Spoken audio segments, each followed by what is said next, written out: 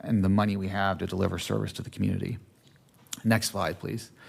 So I'm going to turn this over to Dan from GovInvest. Dan, I believe you're on the line via Zoom, and Dan's going to go through some discussion about pensions broadly with council, and then into our specific numbers and issues that are facing Clayton related to pension and PERS. Thank you, Brett. Mayor and members of the City Council, thank you for having me tonight. And before I get into the pension presentation, just to reiterate Brett's point about property taxes. I was a former finance director treasurer for the city of Newport Beach. And our allocation on the tax roll was about 17.5% of each dollar paid on the ad valorem tax. So the 6.6% that Clayton received is indeed a low amount. It's just unfortunate, but I won't dwell on that.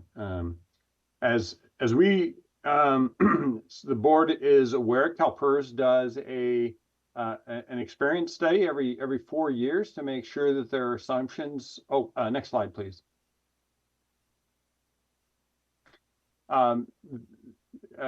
Does a once in a 4-year experience study where they match up their assumptions against actual experience. These are critical because they are really baked into the presumed cost of your plan. And when there's any deviation from these assumptions, those end up as loss layers to your unfunded liability. Next slide, please. So all in, those include economic factors, demographic, when somebody is hired, when they're going to retire, how long they will live in retirement, etc.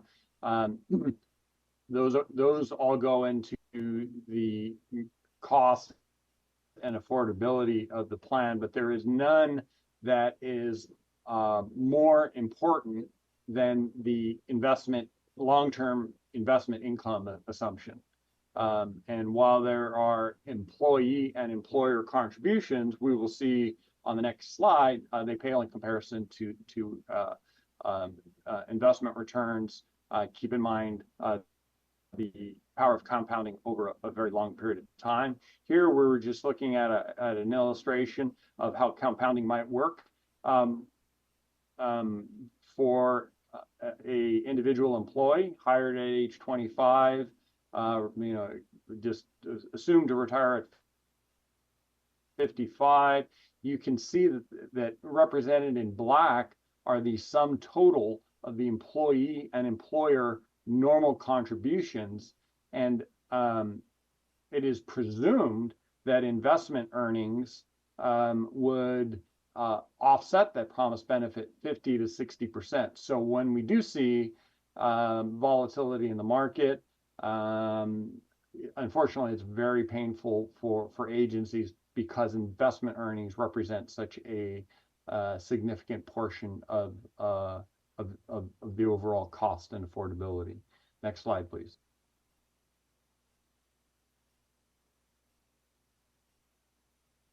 So we can see the volatility over the years. What is represented in green are the actual returns reported by the investment office, and the red line is really the target return. It's often referred to as the discount rate, but it's also that long-term expected rate of return. And if you were to look back in the early 80s, it was as high as 8.75%. Keep in mind, treasuries were also paying double digits back then. And over a 40-year period, the treasuries slid to nearly zero. The 10-year treasury hit a low, bottomed out at about 55 basis points during the pandemic. Now, treasuries have bounced back and should provide a much more stable platform for CalPERS to earn a rate of return. But what you see along with that 40-year slide of treasuries, actually it's not represented on here, but over that 40-year period of time, you could see that the red line has come down from 8.75% to an assumed return of 6.8%. So even though CalPERS had a positive return of 5.8% as measured by the investment office, that's still 1% below the assumed earnings and results in a unfunded situation for the city of Clayton. You can see over a long period of time, they've still met the expected met and exceeded the rate of return, but they had to make adjustments in the near term, had to take on more risk to deal with that sliding 10-year treasury, and we may see a reversal as when they did that study in 2021, couldn't and didn't anticipate that the Fed's increased the Fed funds rate by 525 basis points in a very short period of time. Next slide, please. So just to point out, because on the next slide, CalPERS, the investment office, does report a preliminary return, and then there's a final return, which reflects the lagging adjustment for private equity, as well as a technical accounting adjustment between how the investment office, the standards that the investment office are held versus the accounting, what the accounting standards prescribe. A money-weighted return versus a time-weighted return, but enough about that. Just to know that there is a slight difference between the slide I presented before and succeeding slides. Next slide, please.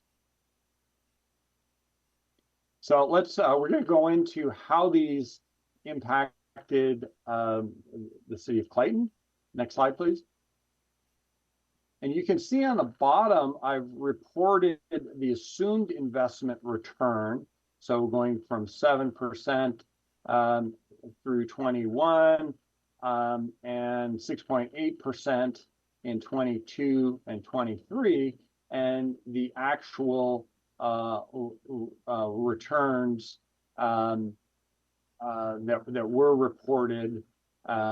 It's no longer projected in terms of those are an actual return, but what we are projecting is the accrued liability for 2023, and really your funded status nudging forward slightly, even though that there was a slight loss that year. Your funded status, just by making the payment on your unfunded accrued liability, your funded status would otherwise improve 1 to 1.5%. With that 0.7% shortfall, you didn't see that full 1 to 1.5% increase. But you should also take note that in the years where CalPERS significantly outperformed their investment projected assumption, or missed the target, resulting in an experience loss of 14%, your funded status dropped precipitously during that time. And to Brett's point, you don't have the control of the market value of assets. Markets do what they will, and the city doesn't have any control over it, except perhaps building reserves to protect against those fluctuations in the market, and how quickly CalPERS expects the city to replenish those reserves, which we will see in succeeding slides. Keep in mind, if you were fully funded, your accrued liability projected through 2023 is about 27 million. So to improve the funded status by 1%, that would mean a contribution, roughly about 2.7%. I think commonly between CalPERS and my own statistical analysis, we believe the city should have at a minimum of around 3 to 5% on hand to handle that market fluctuations. And that would represent anywhere between $8 to $13 million, and that's at a minimum just to kind of protect the local agencies' budget flexibility and liquidity. Next slide, please. So when we look at the funded status for the city, when the PERF is the Public Employers Retirement Fund, that is numbers presented in their aggregate for all funds, as cities and districts. And you can see that the average, the fund in total is about 72%, and Clayton is just above the average at about 73%. So that's how you compare it to the fund in aggregate. Next slide, please. Next slide. So you can see what represented in black, so keep in mind there was in 2012, there was the Public Employer Pension Reform Act of 2012. So any employees hired January 1, 2013 or later receive a reformed or a steeply reduced benefit. You can see that is reflected in the city's payroll, that there has been quite a bit of turnover from classic to Pepper employees. That could be having an older workforce that turned over, could be other factors, but I tend to see that most cities in 21 were in the 40% classic to Pepper ratio. So you will still have more classics to leave the system, and the benefit of having the classics actually leave the system is it will lower the cost moving forward. So can you skip ahead 2 slides, please? So in this slide, you can see the stair-stepped actuarial projection of when the classic members will be leaving the system, and then it eventually flattens out when you'll be mostly or all Pepper employees, and the green just represents a trend line. But that you can expect that your normal cost or your annual cost of service for that additional year of service credit will be coming down, and that has everything to do with PEPRA. So that is the transition from classic employees to PEPRA members. So the cost as a percentage of your payroll will be coming down. Now, if you back up a slide to slide 22 for a second, what you see is your payroll is still expected to grow at a rate of 2.8% per year. But in this near term, when the classic higher benefit employees are transitioning out of the workforce, the growth of your service credit isn't quite as steep.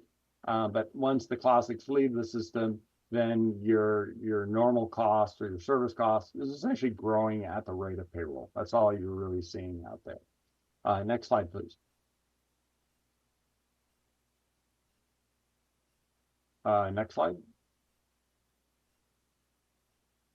And okay, so on our unfunded liability, there's two components to the employer right, employer contribution.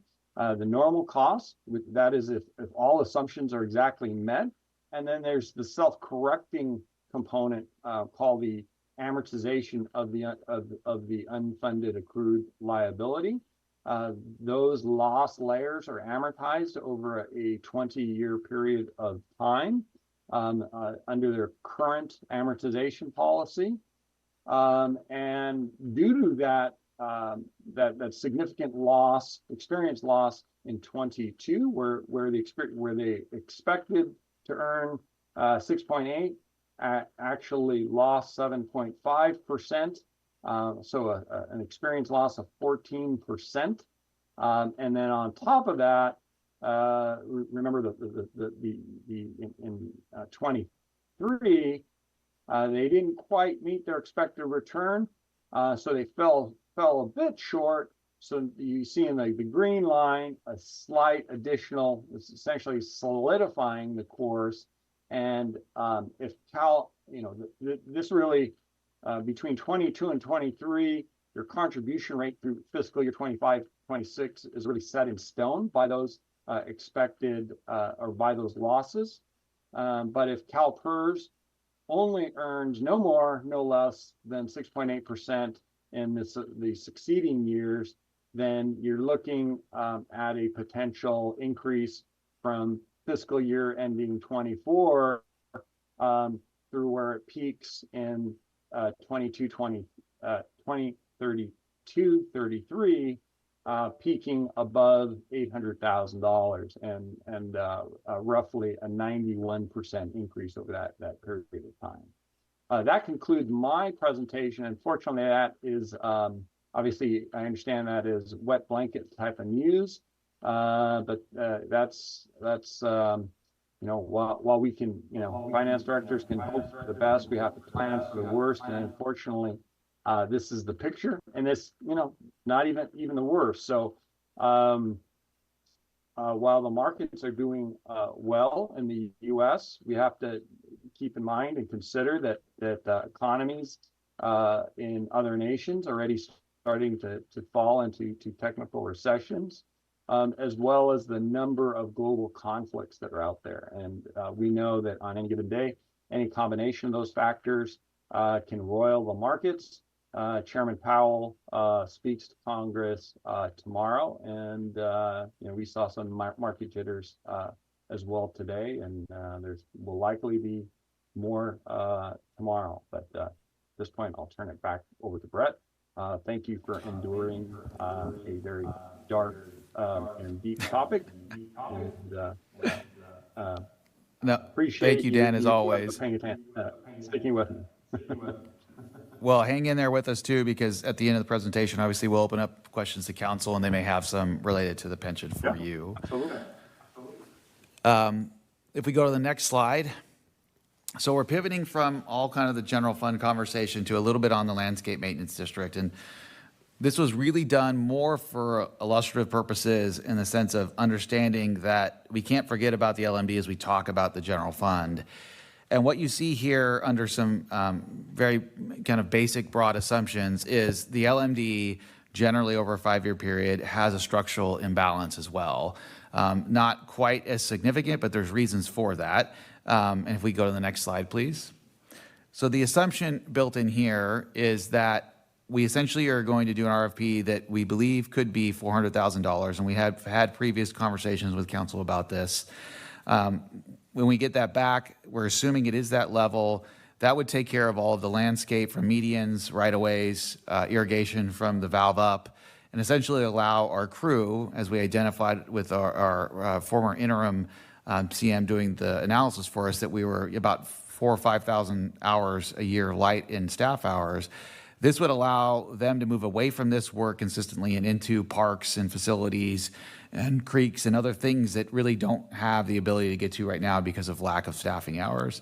We offset some of that $400,000 assumed contract cost by reducing our temporary staff that we bring in every year, as well as the cost of our own staff that bills into the LMD to do that specific work. So net, that's why you don't see the deficit very significant. It's between $60,000 and $75,000 over the 5-year period each year.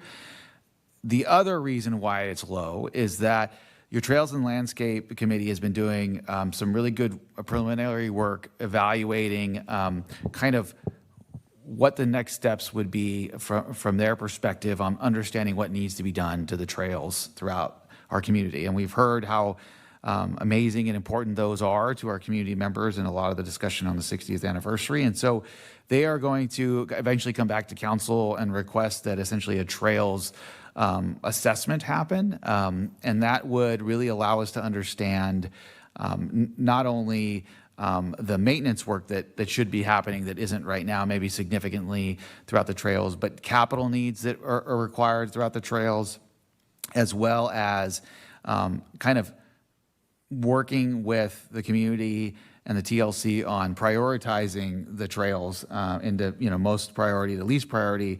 So when we have areas of resource constraint, we know where to put our funding towards. And so that exercise will happen up and through the summer and probably into the fall. But depending on what comes back with that, that could also increase the expenses significantly because of the capital or other work that's going to be in there. And so again, the decision on the LMD doesn't have to be made today, but it's good to see that information and knowing that in today's type of work, which isn't all we should be doing on the trails and other work related to our medians and right-of-ways, we essentially aren't balanced as of today without that. And so we are going to have a discussion more specifically around the LMD in the coming months, probably into late fall and winter, because the LMD parcel tax that happens is expiring in 27. So November of 26, we would have to go out for a new tax. As I articulated in the memo, to balance just what is today, it's a $30 or $40 a year increase on the current parcel tax amount. But if we add in what the analysis will tell us, that number probably needs to be higher to actually reach a certain level. But there will be very specific and detailed discussions around that when that time comes. But we can't lose sight of it in the potential strategies to address the general fund. So that's why it's on here today. Next slide, please. So as we are looking, what are our options for the general fund? And I will tell you, I have thought a lot about this and what my office would essentially bring to council to recommend. I understand this community in the previous years has had some discussions about budget deficits. There has been some discussions about potential other revenue measures to come in. A parcel tax was talked about specifically related to the general fund. And so I tried to take in all that information, understanding that, the community is in a little bit of a push-pull right now on whether we should be taxed or not, or tax ourselves or not.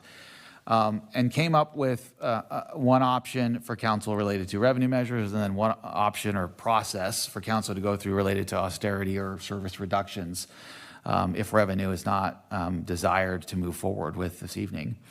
So the first thing is you are looking at options that are all going to be a transaction use tax. And that's a fancy term to say it's part of the sales tax. Unlike our Bradley Burns, which is the normal sales tax a city gets, the 1%, this amount of money, and it could be a half cent as I outline, or 1 cent. Staff is recommending a 1 cent TUT. 1 cent added to, or 1% added to the sales tax percentage that you pay, essentially would mean that we would see anywhere between $700,000 and $900,000 a year in additional income. Now, currently, sales tax is about $530,000 to $540,000 in a given year, the 1%. So you may ask yourself, well, how would the same 1% give you so much more money? It's not Common Core math, I promise you, because I don't understand that.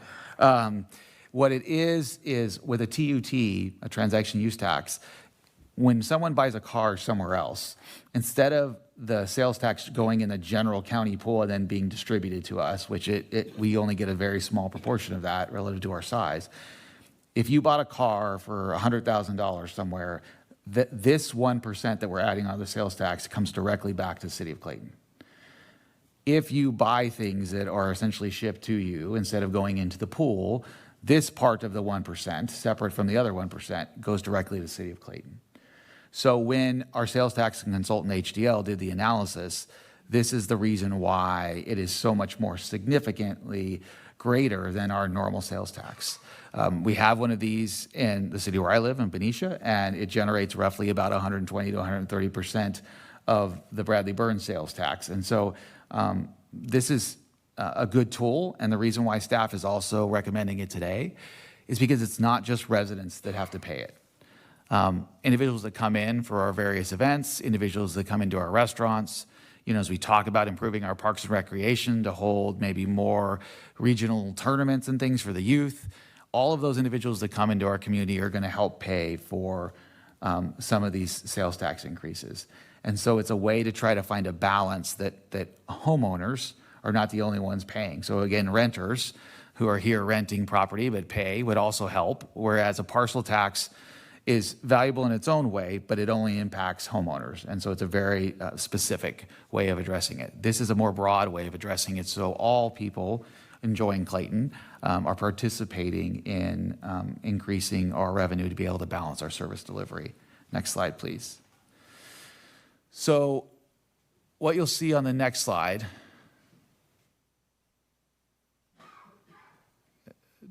there you go, is a breakdown of just some of the sales tax rates throughout Contra Costa County. And so as you can see up on top, if we were to do a half cent, we would go from 8.75 to 9.25%. The reason why staff isn't recommending that right now is that it won't generate enough money to essentially even close the gap on the current 5-year forecast period. And so staff believes that it is more advantageous to look at the full cent, which takes us to 9.75%, which as you look at the chart, a lot of our neighboring cities, we would still be within a very decent range, including the one right next door in Concord, relative to their sales tax rates. And so doing a 1% sales tax, if it were to be approved and then passed in November, wouldn't put Clayton so far out of bounds that I think it would impact any of our businesses. It will obviously have some impact to individuals on spending, but it would be less than if we were looked to only focus on homeowners in a parcel tax. Next slide, please. So as I talked about, it's residents and visitors. The other thing that's important that some may ask is why would staff be asking to potentially move this on the November 24 ballot? And it's because the timing of other votes that I just mentioned, the LMD parcel tax that would need to happen in November of 26. Looking back at the history of these discussions, it would have been probably easier to have this talk and try to pass something 2 or 4 years ago because we wouldn't have had kind of this bottleneck of issues kind of coming on where we have an LMD that needs to be re-upped and potentially increased, and then a general fund that's no longer and hasn't been in structural balance looking forward would create some issues because what you don't want to do in the history of me doing this and consultants that do this work throughout the state and country is put 2 ballot measures on the same ballot that are related to tax increases. That's likely to both fail, and we don't want to have that happen. So it really comes to a couple decisions for council. It's do we give staff direction and staff kind of run to the starting line of getting on the ballot, which we'd have to get everything ready by July, which is the elections office being generous to me in timing to get it done because they have to get ready to make sure they know what the ballot looks like and have enough space for it. Or we would have to wait and not do anything until 2028 for the general fund, which means we would be using a significant number of reserves, which is not a horrible plan, but it does require a little bit more risk. Or we call a special election in an off year like 2025. And those elections, when you're not coupled with a lot of other things going on, can be as much as $100,000 to put it on with the county and everything related to it. So the cost and the risk are higher. All options are on the table for council, but staff really believes that kind of running towards the November 24 election is the most prudent act relative to having to put something on the ballot for the parcel tax in 2026. Next slide, please. So one thing to note tonight as we discuss and council you deliberate and make a decision is that although we're not putting forward the resolution tonight to put a ballot measure on 2024, we would bring that back if a direction was given to do so. But I really do need 4 of you to essentially give me a yes vote to move forward with it because it requires 4 votes of city council to put anything on the ballot. And so if I don't have 4 votes to do it tonight, it's really not worth staff's work or effort to bring back something that essentially wouldn't get the 4 votes in a very quick subsequent meeting, either, sometime in April, most likely. And so I bring that up for the community's awareness, but also the council's awareness throughout your deliberations that it's going to take 4 votes to try to put something on the ballot for November 24. Next slide, please. So there's always 2 sides to what we do. And so if we don't want to move forward with revenue, staff at that point would only be able to move to austerity measures, which is a fancy word for service cuts, essentially. The options I've outlined today aren't what we have to do, but they're a good representation of what we would need to do in order to balance the structural deficit that you saw over the forecasting period. The first thing would be that essentially we'd be reducing our staff in planning and code enforcement. So we would now only have the community development director to deal with any planning issues without any support staff. That'll create some issues because it will make it difficult to recruit for a vacancy of a community development director if it ever happens, because most people don't want to be a one-person show relative to that work. It also means that the savings we would get from not having permanent staff could get reduced if we had ever need to bring in consultants to help with that work because the workload just was too high. And so there's a risk that we could almost wipe away the savings if it can't be managed by one individual. The other issue is code enforcement. That would essentially turn into a significant, only addressed code enforcement issues, and I mean severe life safety issues would only be addressed because we'd have to use an outside consultant to take on that role for us. And so to ensure that the savings were met, we would have to really only deal with very severe cases. And so that will tend to, in a community, lead to some levels of blight to happen, small maybe, but they do happen, and we wouldn't be able to address or even move anybody out to have informal conversations with very subtle code enforcement issues just because it would wipe away the cost savings. We'd additionally have to reduce, at least by 1, the non-sworn staff in the police department. We're very aware of the level of high value the community places on police, so sworn staff is not something we're looking at, but we would have to at least reduce by 1 non-sworn staff. And so again, it makes records, it makes the public counter, same with the 3rd floor upstairs, difficult if not impossible to staff. And so we would move to either an appointment only or only a 1 day a week open city hall and that type of model because we just wouldn't have the staff at the front counters to be able to man it. We'd need to see at least a reduction in 1 maintenance staff member, which means, again, staff, as we talked about, we're already, 4 to 5 plus thousand hours without enough. We would essentially be making that worse. And so, I think you're going to see your parks, your ball fields, all the things that are maintained and really trying to put effort to moving forward, all of that would essentially go away. And we would just be doing really core, subtle maintenance functions, again, more in the life safety, right away, accident, avoidance type of work to be able to kind of maintain the level and balance the budget. Next slide, please.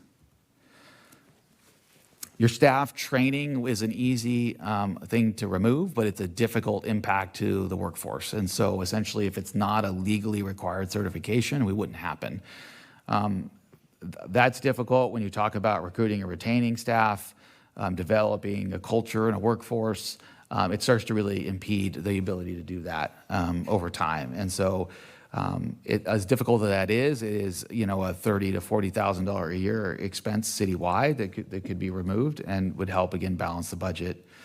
I talked about reducing vegetation management throughout the city. It's basically if the LMD isn't funding it 100%, we aren't doing it, is how we would get numbers down to balance in an austerity, non-revenue increase approach. I think, broadly speaking, some of these impacts are going to be felt by some residents more than others.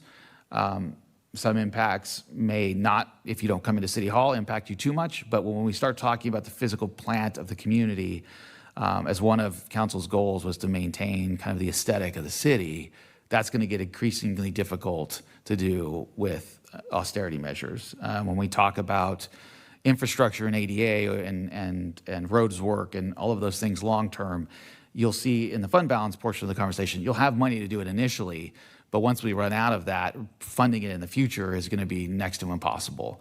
I think this is the slow drip in the faucet, essentially, that it will happen. And it won't be tomorrow where all of a sudden Clayton is different, but I think there will be changes over time that would have to change the way we deliver service and thus the impact to the community at large. Next slide, please. So summarizing everything kind of related to the forecast, and then we'll start going into the fund balance. General fund and LMD are obviously both pretty clearly showing structural imbalance over the forecasting period. You have, and you'll see, there's sufficient general fund reserves to strategize however council would desire I think, hold off some of it in the short run. But you also have significant capital needs that remain that would eat up at it quickly as well. And so it would become a discussion of which, do we kick the can down the road on a lot of capital needs because we want to buoy us to a different date to try a revenue measure? Do we try now and then continue forward with the capital needs that your council has prioritized in your top 5 priorities? I think that discussion is really at the heart of what we need to figure out this evening. And the simple version is the current service delivery and the current revenue don't match. And so some decision has to be made, whether it's revenue or austerity, to move us forward as a community to be sustainable and to balance kind of our abilities and our money to cover what that might be. Next slide, please. The revenue option clearly maintains service levels and allows us a little bit of ability to be flexible in the future with what that looks like. Austerity, obviously, as I talked about, it'll balance the budget as well. So both solve the problem and the goal of council of balancing the budget. They're just two very different ways of going about it. One, I think, has a more community impact negatively, and one has a positive community impact. Obviously, staff in any service delivery reduction, which I recommend doing this over a 2-year period in my memo to council in the staff report, staff would try everything they can to essentially not impact the community service, at least as much as we could. But it would be irresponsible for me to not tell council and the community that we would definitely see some pretty significant changes in what they're used to today. So we're going to move on to reserves for the general fund, and in layman's terms, the savings account. Currently, the policy for our general reserve, our general fund, is to have reserves at 75% of our general fund expenses. That is, in my opinion of doing this for 15 years, extremely high, and at a level that doesn't allow these funds to be put forward and used for the community benefit of which they're tax dollars that essentially were revenues over expenses over years, and they need to be put in use. And there is a balance of a reasonable reserve level with a reasonable ability to start to plan and utilize these funds. So staff is recommending, and this is the changes to the reserve fund policy, that 75% be changed to 40% of expenses, of the general fund expenses and reserves. And that is essentially the bucket we hope to never touch. It also acts as a cash flow buffer in periods between our greatest revenue sources, which is property tax, which essentially comes in to us in January and May, roughly. And so those drier periods, that cash flow allows us to not have to short-term borrow or do anything that some cities that don't have as robust reserves would have to do. Next slide, please. So on top of that, we are recommending that we essentially split the reserves into additional assignments. So assignments are a government finance term that essentially means they're cordoned off for specific purposes. The council has full discretion over all of this, so if they ever wanted to change an assignment or move a certain amount of money from one assignment to something else, it only takes a specific vote of the council at a council meeting to be able to do that. So it's not set in stone, it's more set in sand that can be wiped away, but it allows the community and the council and the staff to understand what buckets are available for certain capital or one-time needs, and then start to make plans and programs around them to help build the community service. So What staff is recommending is the current assignments, we add a couple more, and that's an assignment for capital maintenance and special projects. We add an assignment for technology replacement and an assignment for vehicle replacement. So assignments for capital maintenance and special projects specifically, your council obviously has that as one of your big 5 strategic goals. To give you a sense of, the ADA work we talked about potentially improving ball fields and fields for multiple different uses. We talked about roads work that significantly needs to happen. Those costs of service are not hundreds of thousands, but they're multiple hundreds of thousands, if not millions in some instances. And so earmarking this money allows your city engineer and staff to be able to understand what may or may not be able to be funded and have those conversations with council about that prioritization. So when we're making decisions, we know based on our finite amount of resources, what we're doing and the impact of what we might not be able to do in the future. If you just have one big lump of money, you really aren't giving yourself a good view of what's truly available for that specific purpose. And so the same thing goes with technology replacement and vehicle replacement. Technology replacement is to look at, replacing computer hardware, software, things like that, that are of big one-time natures, or in the case of hardware, kind of this cycle of every 3 to 4 years of replacement that's needed moving forward. Typically, cities will fund that in their operating budgets and put it away year to year. Because we're already in structural deficit and we have a more robust fund balance, staff is kind of recommending overfunding the technology replacement at this point in time to give yourself enough of a runway as the years move forward and not have to build that into your budget. Vehicle replacement is somewhat similar. We need to do a lot of catch up, especially on our property management kind of side of the house. We have cars that are 10, 12, 13 years old, and we really need to swap those out with new vehicles for those individuals, and eventually look at the infrastructure related to EV vehicles as that mandate gets closer and closer as the years move on. This type of assignment to put away money for it can be a helpful tool for that. Next slide, please. So what does that mean in real numbers terms? So right now we have about a $7.7 million general fund reserve with everything included in it. If we were to move our general reserve to 40% of our expenses instead of 75, we'd essentially plop in 2.72 million of that 7.7 million into that bucket. We have an assignment currently for budget stabilization, which is at 10%. Staff wants to continue that recommendation, except future fund it to what the estimated 2028 levels were, again, to provide your council a little bit of a buffer since you have the money to be able to kind of use it in those given fiscal years that you feel appropriate. That'd be 680,000 of that 7.7 million. We initially are going to look to put $3.2 million in the assignment for capital projects and special projects and maintenance projects. As I outlined, ball field lighting, ADA projects, those just 2 things I mentioned alone could take $2.5 million of that out pretty quickly. And so as we look to prioritize and program that with your city engineer, we think that putting the bulk of the money in that assignment is most prudent relative to your council's strategic goals. Next, we have our assignment for technology, which is, again, a little bit of a super funding to try to be able to buoy the next 5 years for any of these replacements that would be needed and not have to look at creating something in the operating budget to start saving for it. Same with vehicle replacement. I mean, we really are multiple cars behind in purchasing, and a car for whether it's police or our maintenance team can be anywhere now between $65,000 and $75,000. And so as you can see, 500 grand isn't the whole fleet by any means. It's probably not even half the fleet. And so we need to move forward with that. And so we think that's a prudent amount of money.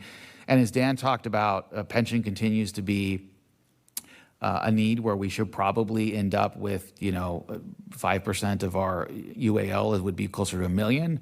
We are putting 300,000 because we feel like the capital replacement is a little bit higher on the immediate need of your council and the community of work that needs to be done. And so that's why we're emphasizing that and not putting more money in the pension stabilization. But over time, if there ever was a time where we're not in the structural balance, that could be an area where council could feel, once it's funded to its general reserves at policy level, where it can move money into that in hopes of helping buoy some of the volatility that Dan had mentioned. Next slide, please.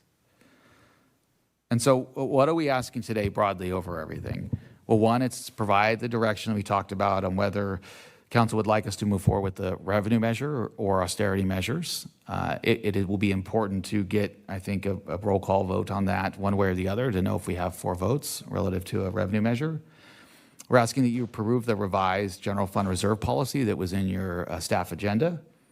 And we're asking you to approve the resolution which outlined the movement of the $7.7 million general fund reserves that I outlined on this slide, but also within your packet. And now that ends the presentation this evening. And then with that, I'll answer any questions. And Dan is still on the line for pension questions as well. Thank you. Anyone from the city council have questions for Brett?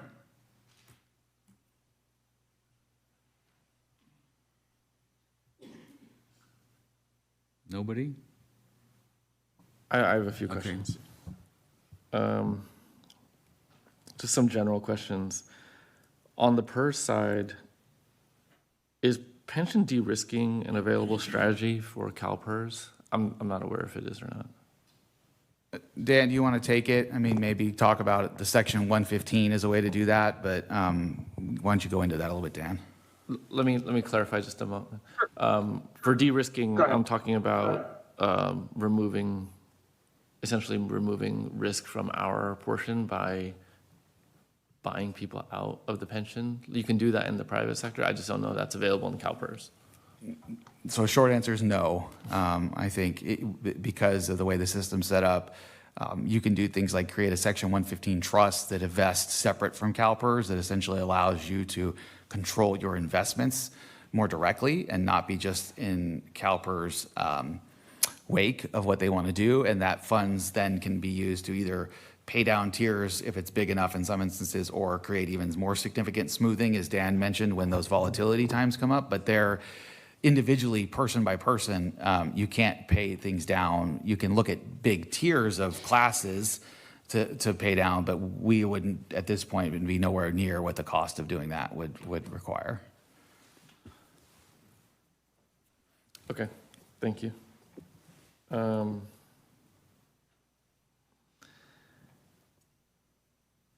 What other tax measures are on the ballot or plan to be on the ballot in November 2024? I think that there may be others that they're outside of what we're talking about here. So we don't have everything yet because everyone's not really put it out. I mean, the county is always, I think, looking potentially at a stormwater one, but they're looking past 24 at this point. I don't know if the school district is having anything. That's typically something that could come on in 24. But typically the county and the school district are going to be the two in this area that would be where we would have competition, so to speak. And I haven't heard of the school district, although I would have to dig in a little bit further to see if they've put that out publicly yet. And I don't know of any specific measures the county is doing at this time, but they may still, and that could hinder our chances. But that could hinder our chances in any given year, to be quite honest. Okay, thank you. And then I think in the presentation, there was a note that said that a revenue measure can be done via a special election. Is that because it's a sales tax? No, you can. So what we would essentially do is we would create a fiscal emergency, which our structural deficit allows us to do, and then we would essentially go off cycle with a special election that we would fund with the elections office fully, unless we had other people that were doing a special election in that same given year, which could help drive down our costs. But it's not necessarily to do with the sales tax. It's you can go off cycle, but you have to create, in essence, a fiscal emergency resolution by your council that kind of allows you to do that. And we have the factual basis to do it. It's more, does council want to take the risk of paying for it on your own? And frankly, turnout can be very, very difficult, even in a city that tends to vote well, like Clayton. Off-cycle elections can be kind of messy because you don't have the same consistency and turnout that you would see in a normal cycle. Okay, yeah, that wasn't clear from the deck. I saw you're going under the fiscal emergency provision that requires unanimity. Yes, correct. Okay, thank you. Yeah, that was, I was like, I didn't know that was where you were going with that one. And then I guess my general question is more around the data elements. So the first time that I saw some of these were when the agenda was released. It would be helpful for me, probably offline, to look at the work papers where the assumptions were built up and to come to the final presentation numbers. I'd like to, you could send it after the meeting or something like that, but I would like to see the worksheets where it lays out how the figures were arrived at. So it's important that council, I think, stays at policy level things. And I have done this for a long time, and I don't think that's advantageous. Staff does the work, and the assumptions are baked into the numbers. And so I think it's clear what we came out with, and I think it's important to council focus on the policy decision tonight instead of checking work, so to speak, as you're insinuating. Okay. I mean, I would still make the request. I just think for me to understand the assumptions, how they're baked in. And I guess one of the reasons for that is because historically, we have gotten a series of projections in the past, and I would think with each iteration, there are always assumptions baked in, and so to test those and make sure that the council as a whole is comfortable with those and how they flow, because it does have they do have a significant impact on the results. So that would be my question. You're welcome to address it however you see fit. So we independently did this relative to anything else that's been done in the past. I do know after we did this, it was brought to my attention what your former city manager, Raina, had put together, and her numbers from we'll call it general increase of a deficit over 5 years, or in line with what we are showing you today. So this conversation, to be very honest, is much a repeat of what you've talked about 2 years ago. And I think it's important to not cloud the fact or insinuate that there might not be a correct flow through of the information, and focus more on the fact, yet again, that we're here having this conversation again, and a decision needs to be made on what direction council wants to go in, which is, do we need revenue, or do we need to start making significant service cuts, without clouding it on some perceived idea that there might be an error somewhere. Even if it's a subtle error, as I talked about in my presentation, the order of magnitude would have to be pretty significant.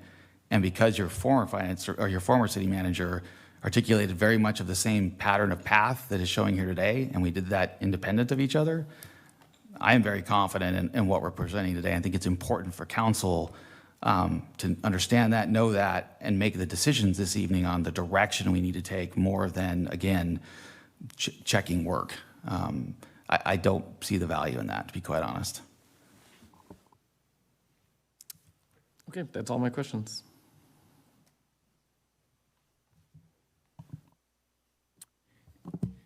Anyone else with a question? Just a couple of clarifications for myself. You're recommending taking the reserve down to 40%, or help me understand that a little bit better. Yeah, so we are recommending, so your total reserve, so all your general fund reserves that you have the ability discretionary to use, is at 7.7 million right now. That's 20 or 30% of your general fund. What we're saying is take down the general reserve, so a portion of that, to 40% of your expenses, which is a little over $2 million, and then program the remaining 5 million, we'll call it, or 5.7 million, into assignments within that same reserve that over time would be put to use for very needed and significant one-time funding, or replacement of significant capital work like cars or technology equipment or roads, or all the things we've talked about. And so in essence, instead of having one big bucket that generally has a policy about 75% of it being held all times, we're really trying to program it in a way to put it to use and leave enough of a buffer through that 40% of expenses that if something were to happen in a reasonable aspect of an issue, we would have enough backstop to be able to address it, to be quite honest, if something were to happen, like an earthquake that happened in 2014 in Napa,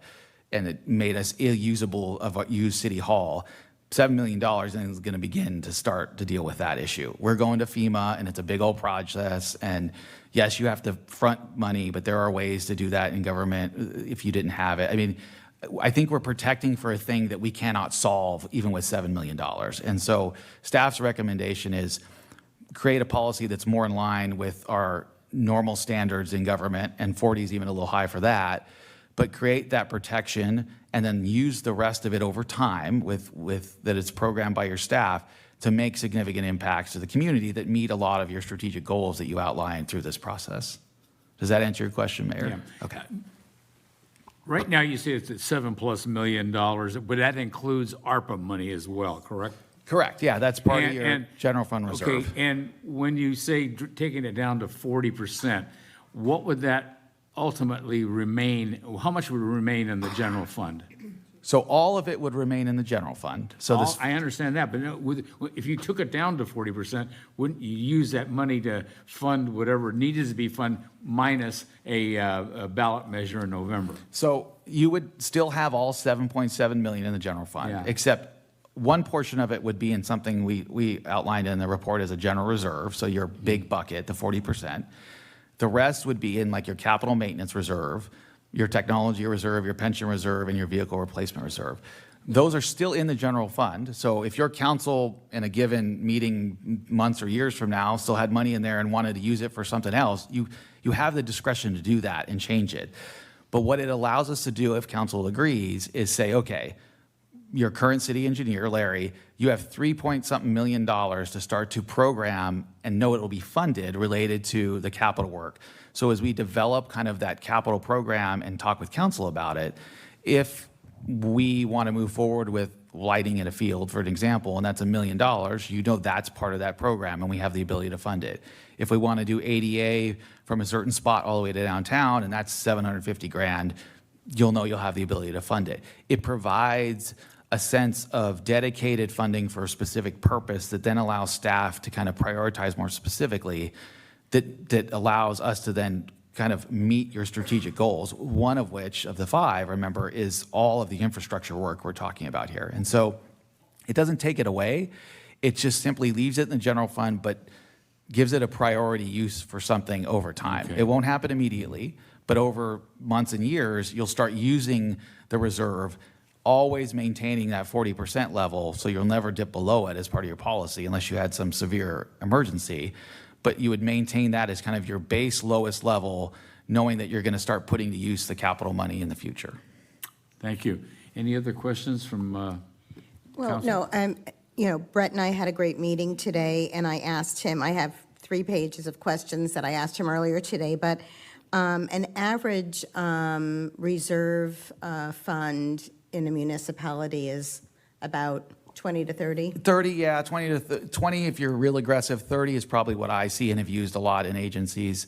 That's generally consistent, yeah. Okay. And I also asked, I know you're here only a short period of time, but have we ever dipped into the reserve before? I don't know if anybody. Yeah, operating wise here and there, I remembered a significant slide many years ago related to the Oakhurst area. I couldn't tell if we used it. We have switched financial software since that time, but that would be the only big disaster area that I would think that we would have put it to use. And again, you'll still have over $2 million on a $5 million budget to and remember that grows with your budget. So if the budget ever gets to $6 million, then you have $2.4 million in that reserve. So it kind of moves with it. And so, yeah, we are, again, I think we're waiting for the thing to happen, and the thing may never happen, or if it does, again, I don't think $7.7 million would stop it if it's that Make a big. difference. And I just want to share one of the other scenarios that we talked about today, and we can discuss certainly as a council this evening, is because I think this is what maybe you were getting at, Mayor Diaz, is having, reducing the reserve and then looking at a revenue measure, on the ballot this November. And so could we live off the reserve for a little bit period of time. Then in 2 years, we're looking at the parcel tax for the LMD. And then maybe 2 years after that, be looking at a revenue measure of some sort, so that it's not kind of feeling like it's all at once. Yeah, that's definitely within your council's purview. We would probably recommend adjusting that budget stabilization number to, probably to $1.5 million to give you more flexibility. So take it away from the other pots, the assignment for capital and technology and things like that. But that's definitely a plan. What we would have to do is make sure, that we just have enough of that, and how do we adjust for the future years to get us to 28, where you wouldn't really get the revenue till really 29, right, is when the revenue's coming in. But yeah, it's definitely could be a plan of attack. Thank you, Brett. Anyone else before I go to public comment? Okay. No, I'll go. Go ahead. In looking at what you've outlined here, and thank you for doing this, because I know that it was something that we had worked on, as you mentioned, with Raina a couple years ago, and had a pretty robust discussion about what we wanted to see and do here in the city. And then it feels like Groundhog's Day having the same conversation here again, not any fault of your own, but I'm glad we're having it. And so it looks to me like you have a plan, right? So instead of us just having this one big bucket of 7.7 million and maybe doing something with it or wringing our hands to figure out how we want to use it, it's an actual plan so that we know how we can move forward. And so austerity measures to me, and I want to go back to something that, was it Dan? I'm sorry. Dan mentioned earlier. Can you go back really quickly to the CalPERS piece? And you had mentioned that it sounded like it was your recommendation to have 3 to 5% cash on hand. Is that, you said I'm not on hand, but 3 to 5% in cash. And then you mentioned something about 8 to 13 million on hand. Can you tell me what you were talking about with that? Sure. Let me back up and for the record, let's see. I want to make sure. Okay, I did take myself off mute. For the record, clarify, I made a major gaffe there. Most of the plans I work on are in the hundreds of millions, if not billions. But thank you. I've worked with Brett for many years, so was happy to jump in. So I tend to look at reserves as a percentage of the full accrued liability. So at $26 million, 3% would be about 260,000, where Brett already has that pegged. That's about 1%. 3% of 26 million would be ideally, about $780,000 as a minimum. Where things get a little bit,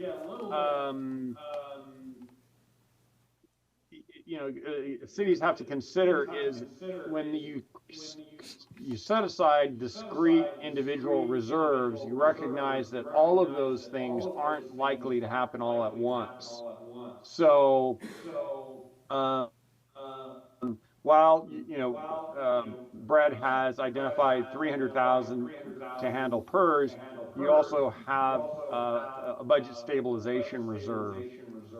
The two, together, I think are would be sufficient to handle that 3 to 5% cash flow need. And that would be anywhere between 780,000 to about $1.3 million would be available to handle those steep run-ups in CalPERS losses when there is a significant market loss. Thank you for clarifying, because I wanted to know where that extra money was. So that's super helpful. Thanks. That was all I had for him. I apologize. If there's What's no a comma more between comments or friends? questions from staff, we will now open up the public comment portion. I have a few cards, and I also saw that there's someone online. So first up is Aaron Bennett. If you would come up and address the council, and you have 3 minutes to do so. Thank you. I don't think Thank we'll you. need all, I don't think we'll need all of that, because given the conversation that we've had, makes most of what I wrote out ahead of time kind of a moot point. Anyway, Aaron Bennett, I am the chair of the Trails and Landscape Committee, Steve Rossi. vice chair. So we've been on the Trails and Landscape Committee now for 2 years. We are at full membership with 11 passionate, excited members. You can tell the trails are super important to the community. I wish I had made a Trails and Landscape bingo card for the meeting tonight, because we would have had Cardenet, we would have had trails and library. I think it's obviously important, because we weren't necessarily feeling that with the attendance at the Trails and Landscape meetings. So I love to be here, love to hear about it on the agenda. A couple of things, we're seeing some disrepair out in, we know everyone uses these trails, most everyone, I think. It's the reason I moved here. We're seeing, trees trying to grab back their natural landscape and putting their roots underneath the paved paths and creating some speed bumps along the way for the pedestrians. The rains washed out part of the Cardenet Trail down there, and, we're at the point where we could potentially lose that if we don't take action. I think what we're asking council today is very simple. Clear the path for our 2026 initiative. Take care of what needs to be taken care of so that we can put that measure on the ballot in 2026 and have no competition for getting the support that our community obviously finds important based on the survey. You obviously find important given that 2 of your strategic goals include parks and rec or trails and landscaping. So we need to make sure that we have a successful initiative in 2026. And just to add to that, I want to thank Brett for bringing, Okay, Mr. Rossi, you were up next anyway, Yeah, so we're- Yeah, we together. were trying to be efficient. you're both gonna do. Yep. All right, you're on. Yep. want to acknowledge Brett because he brought a lot of clarity to the process, a lot of straightforward numbers, helped us understand what it meant to clear the runway, get the other budgetary crises out of the way. We don't want to set up for crises. We don't want to come to the 65th party and find out that our weeds are all grown out. The people representing fire abatement said they might have some issues at that point when we haven't taken care of the trails. We heard trail, trail, trail all day during this, all night tonight. And it's like, we're here to do that. I want to also say that we have this 11-person force ready to be mobilized to market the value of these trails. We need to get on that runway to get that measure approved. You can't just put it on the ballot and everybody just pays money. We have to start doing the marketing now. So if you're not even going to do it in 2026, you should have us go away for 2 years, and when you're ready to actually do it, then we're going to jump in, because we have to get going now. So I want to get us on the train. Does that make sense? Awesome. Thank you. Thank you both. Next up,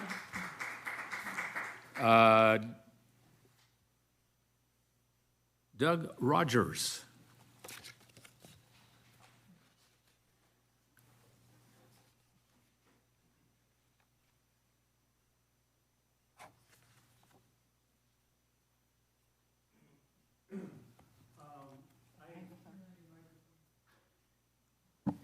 Voila. Okay. I encourage you to not move forward with a sales tax initiative tonight, and I have a few reasons. Brett has stated the city does not have any significant expense reductions that can occur. The city has made adjustments to become more efficient and effective in the last 12 months, identifying areas where reductions can take place and where technology can assist in operations. Thus, the city is at its foundational level to run operations. Okay, this claim he makes openly is not substantiated with any paperwork or anything else. Where has he looked for cuts?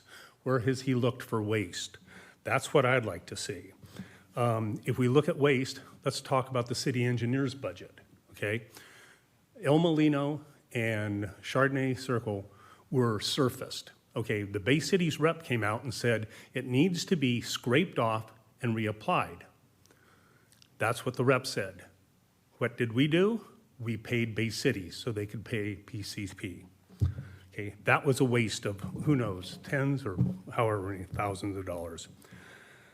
Brett stated, placing a sales tax measure on the November 24 ballot will require expediency and focus from key city staff who may need to delay other priorities to make this happen.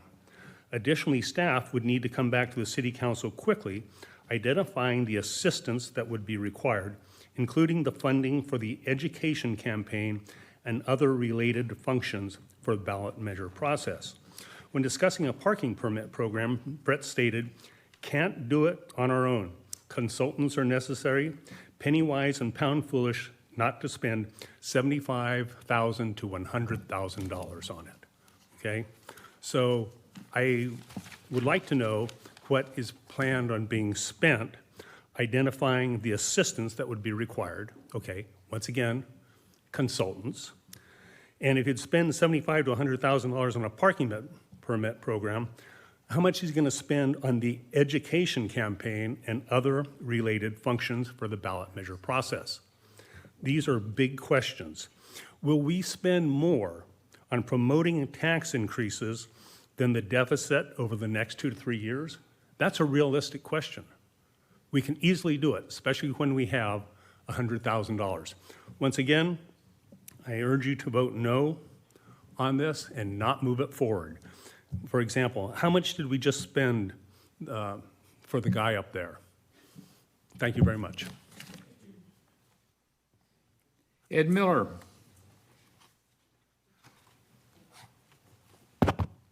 Ed Miller, 590 Mount Dell. Yeah, so what you just heard is let's stay and kick the can on down the road. I know that 2 people that are elected up here ran on the we'll go in and we'll identify cuts and we'll do this. It's a year later. None of that's happening. We're not going to identify cuts because this city is already running lean and efficiently. And now, if you look empirically at all those cities around us, they're the only ones who don't have their heads stuck in the sand, and they've implemented an additional sales tax piece to augment it. I actually came here tonight specifically to say one thing that, of course, your research has already gone way beyond. I was just going to say Moraga is a city that's about the same size as us, and I kind of looked into how do they fund themselves so that they're able to have a robust staff size and all this other stuff. And it turns out the big deal for them, because I talked to someone in their city staff, is that 1%, they have a 1% sales tax because they're so small, and that 1% sales tax fills the gap for them. In fact, the person said, that without that 1%, we would definitely be in a bad spot.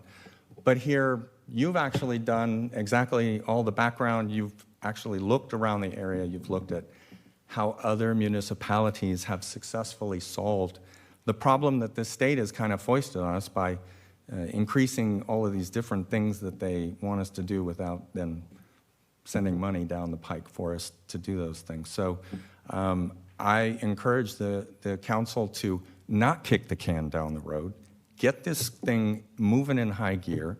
It's been discussed ad nauseum for a decade, and like all politicians, not a darn thing's been done. Just, well, we'll talk about it, we'll look about it, we'll find something.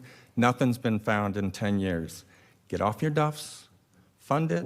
We'd love to have a city operating without a crisis. Thank you very much. Thank you, Ed. Jim Killeran.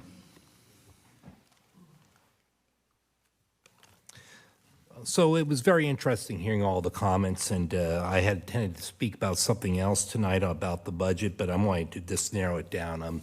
I've been asking the city managers for over 20 years on what they were doing about the pension crisis that we have in our city and with all public governments. And I worked in corporate governance for Chevron headquarters and also finance roles throughout the company 32 years. And in 2005, the first question a non-employee director is supposed to ask the management of the company is, what are you doing about pension costs? So it's good to see that form of disclosure out there. Now, I'm going to narrow it down very simple today. What the presentation showed is that there's a strong likelihood is the pension costs are going to be significantly higher than what they've been budgeted for. And there's a number of reasons for that. And I won't spend all of them there, but it is a very bad situation. But when we look at the other things in the budget here, salaries, for example, while we did give our police officers a 23% increase over 3 years, what we don't recognize and what we're not telling the citizens, and they are still the poorest paid police force, I believe, in the Bay Area. So there's going to be more than a 3% increase coming year 4 and year 5 and further. So we're looking more like 6 to 8%. That's just how the numbers work. So when you look at these things in the budget here, and when you look at what Brett has proposed, doing a great job in disclosure here, is that when you look at other cities like the city of Concord, and I follow politics very closely, I've helped many campaigns, many politicians in the past, and so let me just be very clear with the council here. A vote against not raising the sales tax 1 cent or 1%, what is it, 1 cent, 1 cent, is a vote against your police. And what happens in cities that need that 1 cent increase, that police force becomes a magnum force politically. So they start running ads. They start joining together because they understand the impact to crime in the city and also to their pension and salaries.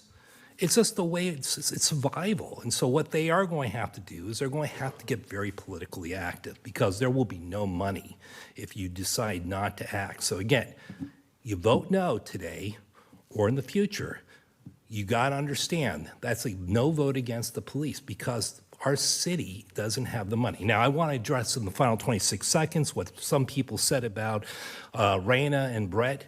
There's a reason why why they're leaving our city is because 2 things. The anger from the anti-establishment crowd is significant towards them. Now, again, there's always going to be anger out there. But also, when they look at our financials, they're terrible. When you combine those two, why would you stay? So again, we got a great city, but terrible financials. Thank you, council.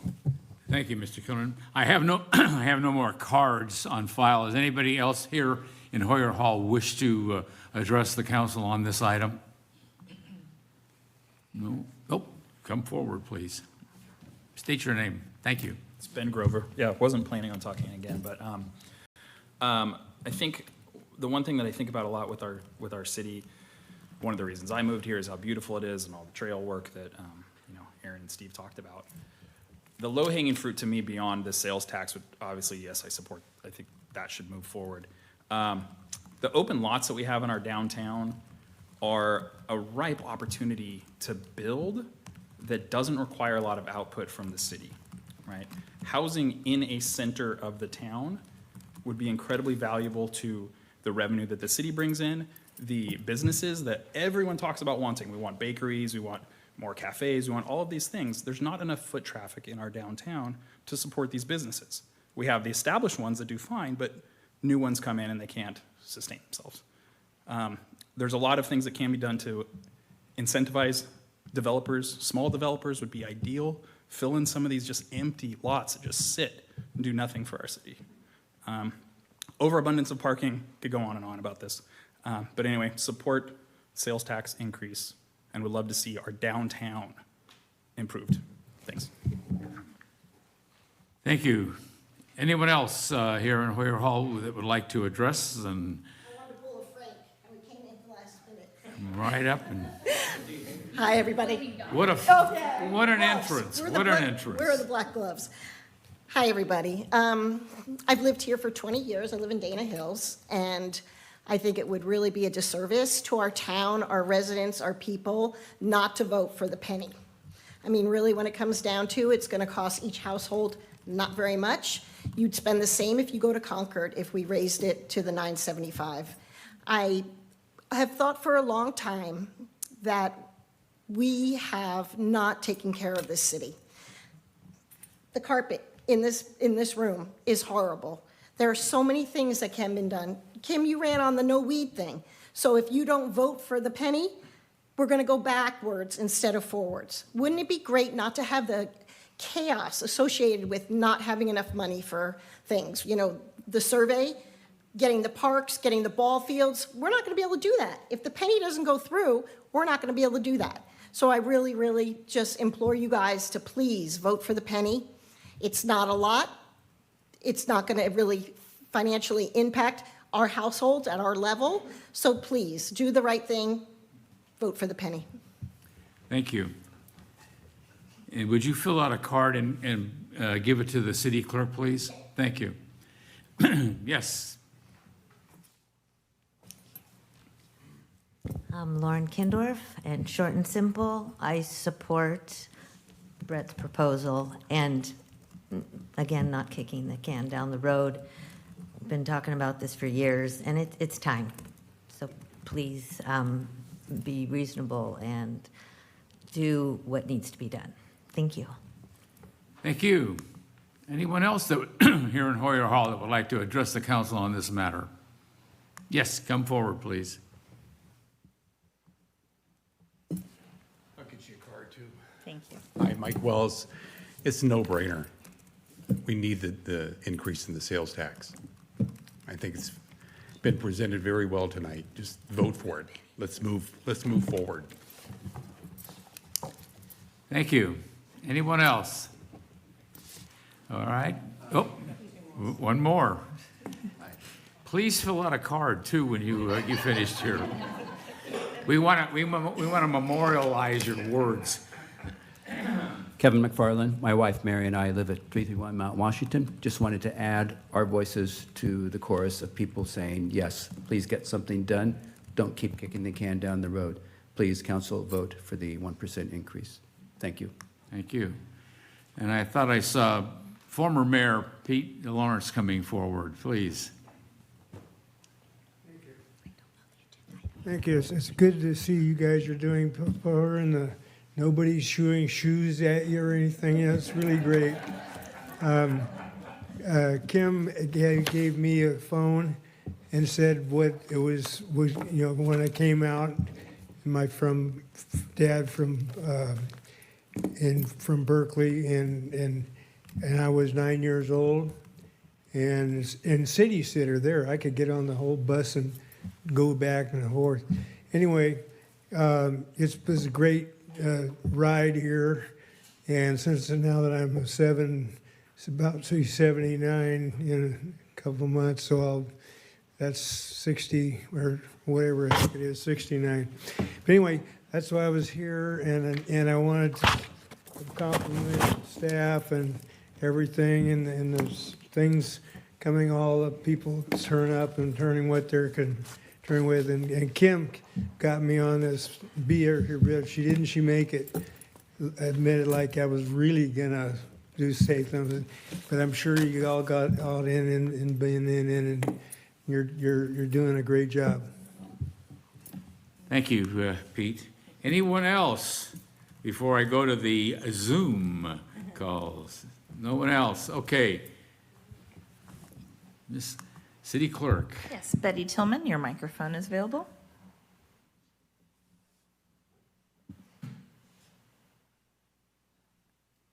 Betty Tillman, your hand is still raised. Would you like to speak to this item? If not, please lower your hand. Oh. Okay. Muted microphone.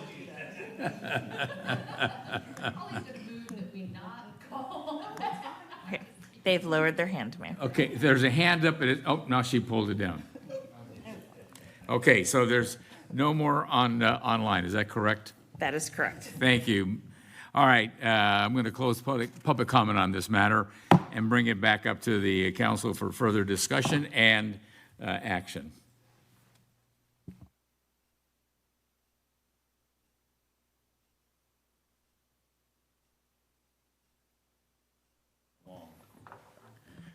So I started on the council in 2021, December 2020, but January 2021. Went through the first budget cycle in June. Councilmember Juan and I believe Councilmember Tillman was serving with on the Budget and Audit Committee. And shortly after we finished our budget in June 2021, Councilmember Juan put out a really incredible article talking about our structural deficit that exists. As a matter of fact, it was so well written that I texted him and said, thank you. I'm glad you put that out for the citizens to hear that. I really appreciated your perspective of where we were. There was a lot of criticism of then Mayor Wolf for not doing anything about it for the rest of the year from between July and December. He was criticized vociferously. But there was a lot going on in the background there relative to hiring a new city manager. So when Raina came on and started working, the first thing that we did was ask her very specifically, put together a budget forecast, show us where we are. And she did that. And on February 2nd, 2022, she presented the staff and the council with a 10-year budget forecast. I have a copy in front of me, and I found it interesting because I wanted to see what she forecasted back then. And she forecasted pretty significant deficits. Now, she did it two ways. She did one without unmet needs and one with met needs, and got criticized vociferously for putting those extra costs in. But the one without unmet needs, the basic deficit, projected in 2024, 183,000, and projected in 2028, 733,000. So that was her range. Brett's budget, 2024, is 240 to 875. So literally, it skews exactly how Raina did it 25 months ago. It's the exact same, it's the same thing. And the reason why it's different is we have additional costs. We just agreed to finance our police out of our deficit because we knew how important it was to show their worth. And we consciously, as a council, said we need to support our police. So we're going to do deficit spending to make sure that they are compensated and they feel valued, because that's important to our city. Now let's go back to 2021. After Raina put together that budget, we talked about it as a council, and we talked about what solutions may exist. And I remember at the time, and Kim, you weren't here, but the five of us said, we need to do something about this. And we thought about a parcel tax as being a solution. There was some discussion about whether that was, a $400 tax or something less. And I remember Council Member One used for, no, let's make it as low as possible. Let's make that as low as possible to make it what we need and not any more than that. And then we all pretty much agreed to that. Let's figure out what it is. But the thing at that point was, we needed to figure out, does our city and our citizens know about this problem? So Raina commissioned a survey. Now, whether you like the survey or not, she commissioned a survey to get out to the public to figure out what they knew about our problems and whether or not anything we put in the ballot would actually pass.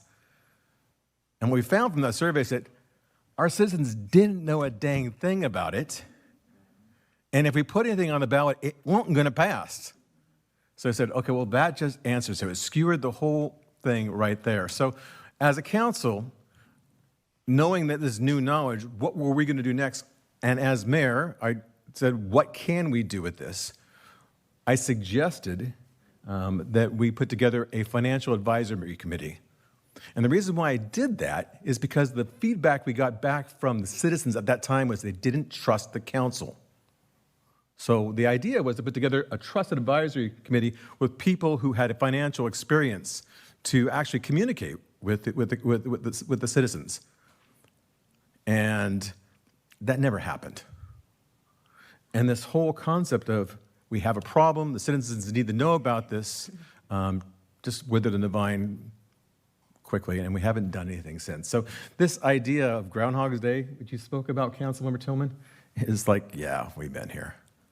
This is nothing, this conversation we're having tonight is the same conversation we had 25 months ago. And it's the same conversation that Councilmember Juan put together in his blog in July of 2020. So I really appreciate the citizens here who have said, let's not kick the can down the road anymore, whether it's a parcel tax or whether it's a sales tax or something. We have an opportunity to make a decision about least trying to solve some of our challenges. I mean, when you look at, we were in the red last year, I think it was what, $135,000, I think it was, and now we've got 240, 561, 570, I mean, we're in the red. We're doing deficit spending, and that's just not fiscally prudent unless we make a conscious decision to use some of our reserves to cover that, as you suggested it, until we could do it later after the LMD. Now, that could be a decision we make tonight, but I'm just saying that we know that there's a problem here. And those who think that the city is mismanaging the money and there's a lot of fat still to be cut, I would welcome you to look at the budget a little deeper, because that's not what I've experienced in the time I've been here. And my suggestion is that we have a fruitful conversation about how to at least give a quick Band-Aid on this, so we don't have to look at a parcel tax in the future, maybe just kind of figure out where we are. So that's kind of my thought. And I wanted to give some history about where we've been and how we got to this point. Thank you, Councilmember Cloven. Anyone else? Sure, thank you, Mayor. I would echo my colleagues' comments, but I also wanted to add that there's a couple other things that I like about this idea that staff has brought to us. I know when we were talking a couple years ago with Raina, we did talk about whether or not it was going to be an UT or a TUT and parcel tax, and we really talked about all of those scenarios. But the idea that others coming into town are actually benefiting us, the residents that live here, should be appealing to everybody that's not only in this room, but in the community, so that it isn't only on the homeowners and them having to pay it, right? So I'm a huge fan of us doing the TUT. I think I mentioned that even when I was talking to Raina about it. I think that that's more palatable for everybody. And Christine Moeller, I love your do the penny. It's cute. But residents should also get a vote.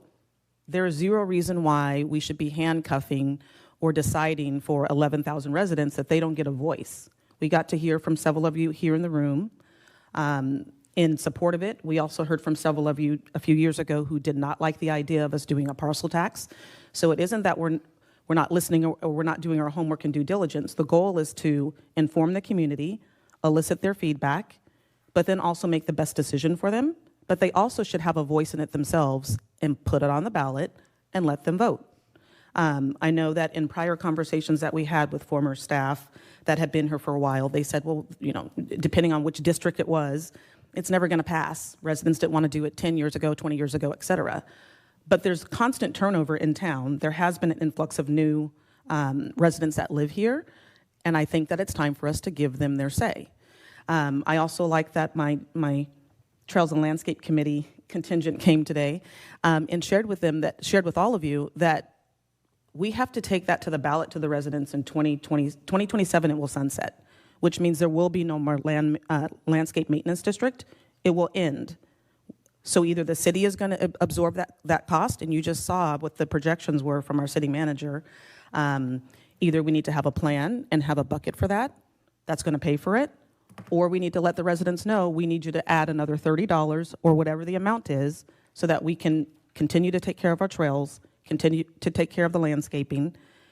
And this committee, this 11-body committee, is willing to do the work to inform the residents of what could happen and what that looks like. But they don't want that to impede their work that they know they have to do in 2 years. It's too early to go this November for the landscape maintenance district because so many people already think, one, they're sick of the weeds, or we're not doing enough, the maintenance isn't doing things. There's so much mistrust. It's going to take a long time to ramp up to get them to understand how that group works or how that pocket of money works. And so I think that if there's time, and it sounds like staff is saying there is, even though it's shortened, to go to the ballot this November, to me, makes sense. I do want to hear a little bit more about that timing and how that works, if you don't mind, City Manager, in just a second. Just to know what are we really up against, because I do know that there's certain verbiage that you have to put on there, and the timeline. I think you said by June. I'll let you go ahead. Yeah, so I think the official timeline is actually up and through the very beginning of August, but your elections officer would not probably like us to do that. It makes it very difficult on them because they literally have to figure out how much room is in the ballot to do it, the thing you get in the mail. So we would need to come back to council with a resolution, actually moving forward with it. We would have to come back with council with ballot language. We would have to come back to council most likely with an opposition argument that you have to do as part of that. And so, again, I know there's at times some public frustration, but there are consultants that do this for a living, that do it well, that make sure you're spending money, and we're talking in the tens of thousands of dollars, not 2 or 3 years worth of deficits, to get this done right, and then also assist you with a marketing campaign. So the minute you guys essentially publicly say you'd want to do it, we can no longer say vote for it anymore. It is not legally allowed, but we can inform the public about what it is and what would happen if it's not passed. There are very good companies that do this for a living, and again, you're trying to get $750,000 to $1 million a year. Spending one-time money to try to pass it in tens of thousands of dollars is a reasonable ROI, in my opinion, to get people to help you do it, because they put together community events, they put together graphics, they put together videos that go out to the public. When these have failed, in my experience, it's because the community was not informed. They are not informed of what it would change, what it would do, and so you need to do that. That's why it typically takes 18 months to do these well. We're going to try to do it in 6. And so it's not unreasonable. I've seen it done before. It's happening literally tonight in my own community, where there's a 1% sales tax or 0.75 sales tax discussion that was done in 120 days. So it can be done, but as I stated in my memo that the gentleman read this evening, yes, you're going to have to focus staff and a little bit of money on this priority, because this priority, above all else, makes everything else happen if it passes. That is the kicker, right? If the direct decision is yes, then this is above all else what staff should be focused on that's related to it. It's not just getting to the ballot. That's one effort of work. It's from this day forward, if we were to do it, figuring out how we market and educate the community up and through what is probably the middle of October, before everyone finalizes their absentee votes, right, going into November. And so you can see that's 7 months to do a lot of work and a lot of education, but that's the runway we'd be looking at. Thank you, that's very helpful. And as you were talking, it just reminded me, just something for my council members to consider is we have this special events, city-sponsored special events committee. And even for that policy that we had, we set aside money to be able to put on the events, et cetera. And so I think the amount of money that we are using is de minimis compared to the work that needs to be done in the city, right? So if we want to put on events and we want to have quality of life, et cetera, it costs money. If we know that we want to be able to bring in this additional revenue to the city to be able to do all the things that Brett outlined and staff outlined for us, it's going to cost a little bit of money. And to me, it is worth that little bit amount of money to have the longer runway and the path to do the things we have to do. And I also liked what Mr. Killeran said earlier about the police department and recognizing that they have 3-year contracts. If we're doing a 5-year plan and year 2, 4, and 5 are not even included in that conversation, they weren't even, unfortunately, part of one of the 5 priorities that we set out.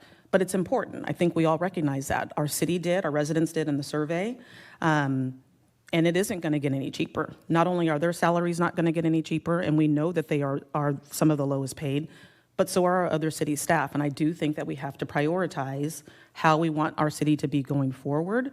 And if we don't start putting money where we need to, instead of, I'm not going to say we're hoarding it, but that's what it feels like. And other council members in other cities that are in the region, I know that Councilmember Vice Mayor Trupiano's had these conversations too. They think we're crazy. There's no reason for us to have 20% or so of our general fund in reserves and just sitting there and doing nothing, especially when we're talking about all the things that we need to do and fix. So I would vote for us to move forward, not only with this reserve policy, because I like the plan. I do like having that there are designated buckets, if you will, or assignments that the money will be set aside for, instead of having this nebulous, bigger pot of money that we aren't really planning anything for. We just keep talking about it and we're not doing anything. And I will give up the mic. Well, Brett, I want to thank you and your staff for all of the hard work and for putting this together for us, because I guess what I think about is when I was running for office, which was not that long ago, all the things that the people in this community told me were important to them. And they kind of wanted me to get in there and go fix the budget and root for them and represent them. And I just look back at all of our community survey. We heard from our community, and it wasn't just, those dozen or so questions we asked. Sometimes we had 13 and 9 pages of comments. People really, really took time to tell us what's important to them. And we took that at heart, and then we put our goals together, and then we broke up into subcommittees, and we came back and we narrowed it down. And I just keep thinking, how are we ever going to accomplish these goals if we don't have more revenue? It's just, and to me, cutting city staff or services is just a non sequitur. I mean, I just don't think we are in a position to cut. There's no more fat to cut, right? I know we've talked about consultants, and that does seem to be a sticking point for some people. And I know we're going to have a discussion after this about purchasing policy, but I just keep thinking we can't keep putting a Band-Aid on it. We can't keep kicking it down the road. We know what's important to this community. And I think it's time that we really did something about it. And to me, the sales tax is the most palatable, again, as Councilmember Tillman said, and Cloven, because, there's people going to Safeway and to Walgreens and to CVS and to our restaurants. And so it's not per household, but it's absorbed amongst people that are shopping in our community. And so I am in favor of the sales tax moving forward, and whether it's 1% or 0.5% or whatever we decide, I'd like to have that discussion. Thank you.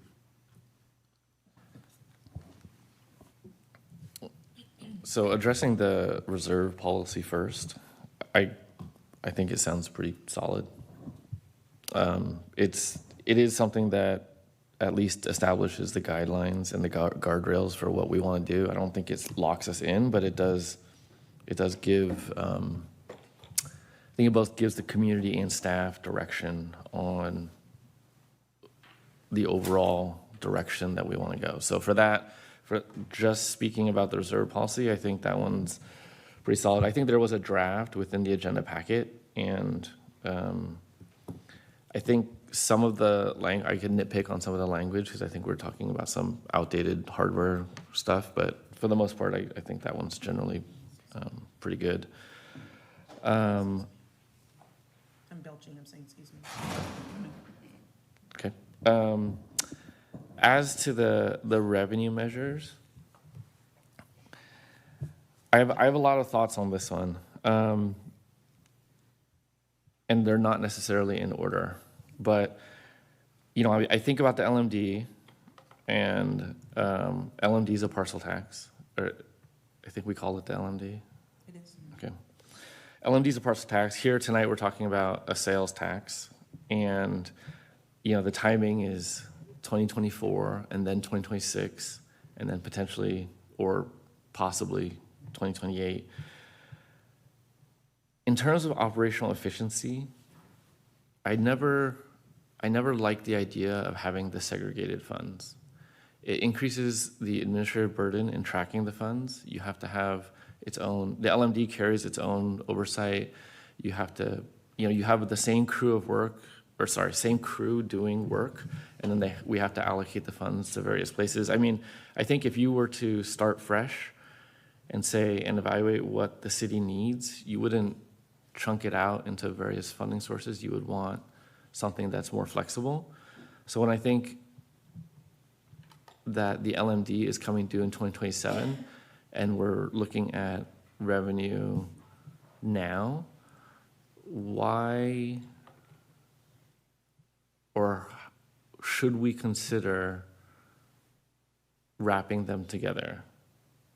Because, I think about going to the voters in one cycle and asking them, and then going again in the next cycle and then asking them. And I don't know if for me personally, that doesn't sound that great. I know they are 2 years apart, but, we're going to essentially be asking them for money for years. And there's a thought that I think, there may be value in doing that all at once and evaluating what the total need is, incorporating that together as one thing. So that's one idea. I'm not necessarily wedded to that, but it's something that that I've been thinking about. And then the other part was, who's going to do the work? Because if we're talking 2024, and as a number of folks pointed out, your last day is upon us in not that long of a time. So someone is going to do the work on staff plus whoever we engage, and who's going to manage that? Because that piece is, like you said, the timeline is already tight. We're in March. So you have to engage someone, you have to gain approval first, then you have to engage someone, and they have to do the legwork among drafting language, having legal review, submitting it, getting their comments, doing the goodwill tour among the people. That takes some time and work. So I'm curious, how does that play out? Can you walk through that process and who would actually do it? Because, we can say now, yes, this is what we want to do, but if we set it up, or if we're not able to execute that, then I think it would be for naught. So, Good question. So a couple things. Your city attorney will be probably engaged to help a lot with the language of the ballot measure with the consultant we would hire. And so essentially we would do an RFP very quickly if the direction was to go for a ballot measure 24 for a firm that essentially does this. We would quickly move. I'd say we would maybe post an RFP for a week at most, maybe 10 days. We would get proposals in, we'd evaluate them, we'd make the decision, we'd bring that to council for approval because it would be above my signing authority most likely at 30 grand. I'm guessing it's gonna be slightly higher than that. They would come in, they would help us work with the city attorney. I think we can flag an alternative staff member besides myself to be the lead of that in the interim timeframe to get it on the ballot. I think that's step one. Subsequent to that, this firm would also help us with the informational campaign and putting together or hiring a subconsultant that does this to put together marketing materials. A lot of this is incumbent upon council helping, frankly, in the sense of you have constituents that you can not tell them to vote for it, but you can explain to them a lot of what we would be sharing and host events and discussions, making sure you keep the line of not advocating for voting for it. That's a help. I also have seen citizen blue ribbon committees. You have a TLC that seems very wanting to do something. This could be their practice run on how they would do it for theirs, frankly. You have a lot of former council members that still live in this community that can be part of that constituency as well. It takes a village and has every time that I've done it. And so I think staff really becomes more of the kind of just project planner in the sense of getting things out, getting marketing material out, getting and ensuring that whoever leads it, can from the community areas are hosting events and having those conversations. We could identify staff that could do that is not me. When your interim arrives, that person can jump in knowing that's what they have to do. And I may recommend hiring someone who has done this before because that would be easy for them, relative. But it goes back to my comment in the memo also about we'll have to re-engage staff's priority to focus on this. So this is the priority for the next 6 months.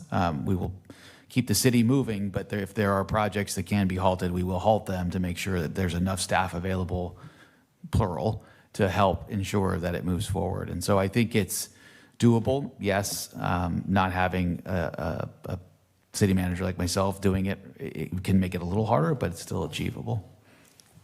When you say shift priority, like what specifically are you referencing? So I'm thinking, if we have, depending on the staff member, but if we were looking at someone that maybe had a significant amount of policies to bring forward relative to HR or something like that, we would maybe ask them to halt the timing of that and put this forward. When I look at your city clerk who's doing a variety of things with projects in Granicus, we could see if we could either accelerate it so she'd have time in the back end or delay it so she has time in the front end. It will take a variety of your executive team, including of your police chief, to be out there in the community, being informational individuals to help us. So I think your executive team as a whole would stop any non-priority project. I think we would focus a lot of the core work on, initially getting to the ballot and getting that locked in, and then a game plan of, how do we get the information out? But again, staff getting the information out is probably 20% of what I've seen in other communities. Typically, it's the council and these, I'll call them blue ribbon committees, that kind of go out and do the work. They're really the ones that are putting the efforts relative to the information campaigns. Not so much staff, boots on the ground, more staff just logistically setting everything up. Yeah, I'm mostly thinking about not necessarily the informational aspects of it, but the actual administrative, activities that need to happen in terms of filing, in terms of your city that's the attorney, work your that I'm consultants, city attorney, and your interim will be able to do that without it. That's probably the least difficult part of the whole process, frankly. Okay. And then the last thing I was thinking about was, sales taxes are generally regressive in terms of who's paying. I know that the idea that sales tax captures non-residents as well, so there's a shared burden there. And then when I'm thinking about that, as well as the idea that sales tax is less stable than property tax in terms of forward, looking forward into the future. Sales tax has essentially a built-in riser because it's inflation protected, I guess is a better way to say it. But I'm just thinking about whether or not which one is better than the other if we were to look at them both. And I think those are probably the only two options that would carry enough weight to make a difference. And so I kind of table all other options. But if I look at just those two, I don't know. When I look at the sales tax figures from historical, they cycle a lot more than property tax. So yeah.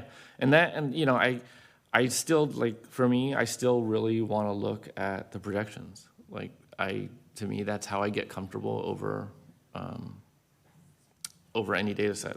So without that, I feel like it's more of a, trust me, this is really bad, and I need to, and that's it.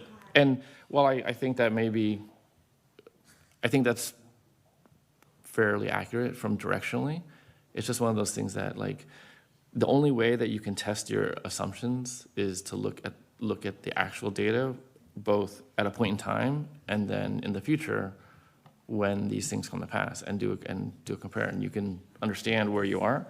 So that piece is still hanging out there for me.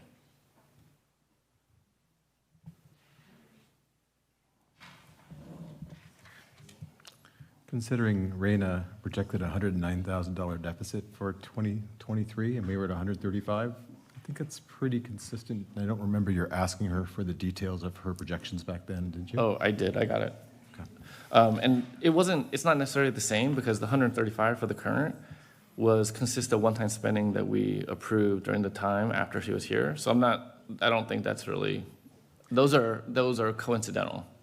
It kind of goes in line with, we're consistent with other communities which we like to compare ourselves. Moraga and Orinda are 2-bedroom communities with not significant commercial base, so their base comes from parcel taxes and sales taxes. And if those are 2 communities we like to compare ourselves to, they have a 9.75% sales tax. And I appreciate the words that Mr. Miller said.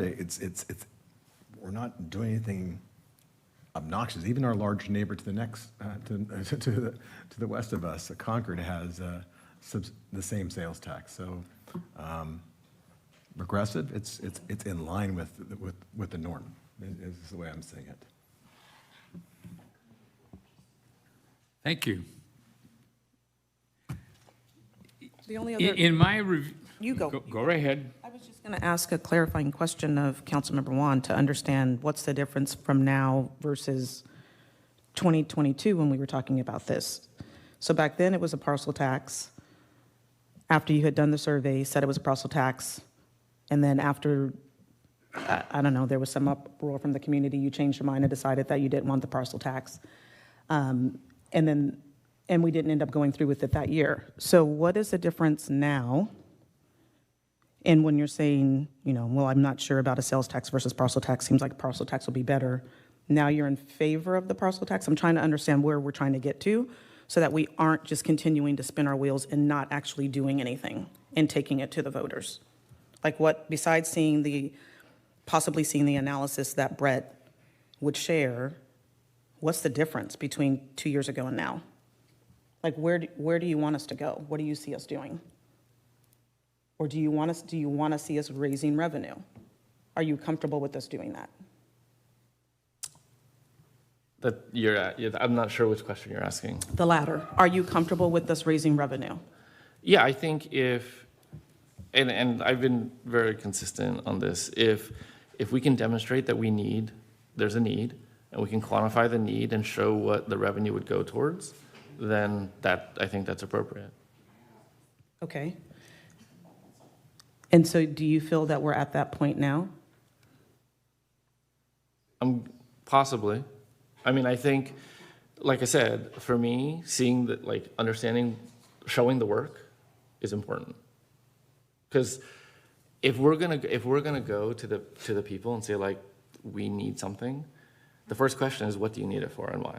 Mm-hmm. And if you can't have a convincing or compelling presentation of why that's needed, it won't work.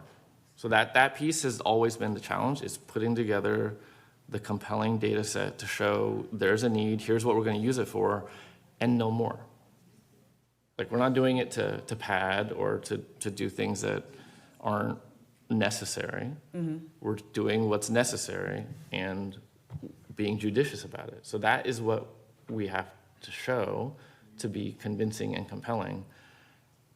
I'm not saying we're not there. I think we're there. It's just a question of how we do it. What's the best, most effective way to execute? Mm-hmm. So, go ahead. You wanted to jump in that part? I was just going to say. To go on all night. I understand. So are you saying then, and are you saying or not that? Because let me just put it in my own words. I don't think that the public necessarily needs to see the minutia of the numbers.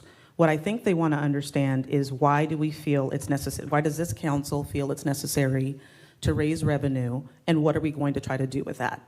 And I think that that's kind of outlined in, the survey that they did when they told us what their priorities were and what they wanted to see.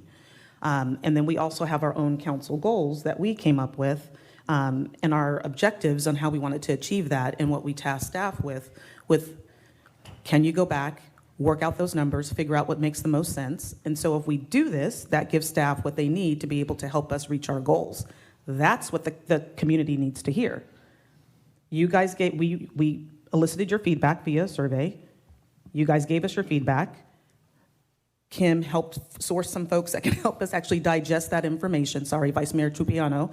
And we had a whole discussion about it, came up with our objectives and our strategies, et cetera. And now our job is to go back and say, thank you for your feedback. Here's what the money is going to go towards, so we can actually do this for our community. They don't have to know the math behind it. But I appreciate that you want to feel comfortable with that. I do. So I'm not going to belittle that at all. But what I don't want to do is postpone us being able to help them move forward when we just heard there's a short runway for us to do this. There's no more reason to delay. So yes, I could see getting the numbers in the background so you can explain it better to anybody who asks. That makes sense. But all they need to know is that this is what we're doing. We made the decision, and now we want you to vote on it. That's all. Sorry, Mayor. Thank you. In looking at what is before us here, it appears to me there are several items we have to address. And in my view, and I'm going to get to the point, to the last one, which is the most controversial at this point. But we completed the review of the 5-year financial forecast. So I don't see any action other than we accept it, unless I'm wrong. Quite frankly, I'm not convinced we need to drive down the reserve policy down to 40%. I think that needs a little more review and discussion.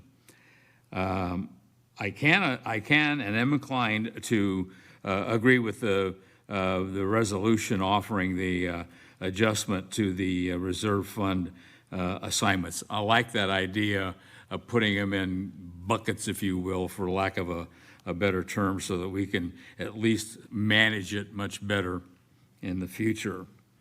Now, with regard to the sales tax, one, that appears to be the only viable option, but it still needs, in my view, a little more analysis and fine tuning. When I talked with the city manager today, we don't have to, we're really not tied to acting on that tonight. We can hold off till probably the June timeframe to get it on the ballot for November. So that's not, we didn't talk about that. Then you Mayor. misled me, then if it's not right. Hold on. We did not talk about that today. You may have misunderstood the way the sequence needs to go. What I said to you very clearly was, you need to approve it tonight, worst case, the next meeting, an absolute worst case, to be able to have the runway to be done and put it on the ballot to the elections office by June for the November ballot. And that's the articulation I have provided to all the council members who have asked that question. Okay, I think we're wordsmithing here a little bit. No, we're not. I want to be very clear. Okay, No, we are not. I believe you. All right, we have these 4 areas, and I think what we're going to have to do is take them one at a time and individually vote on those. All right? So the first one is review the 5-year financial forecast for 24 to 28. Any recommendation from my colleagues here on that item? We didn't need to make a motion on that one, right? We're just reviewing it, so that one we're okay. I'm just trying to be sure. I don't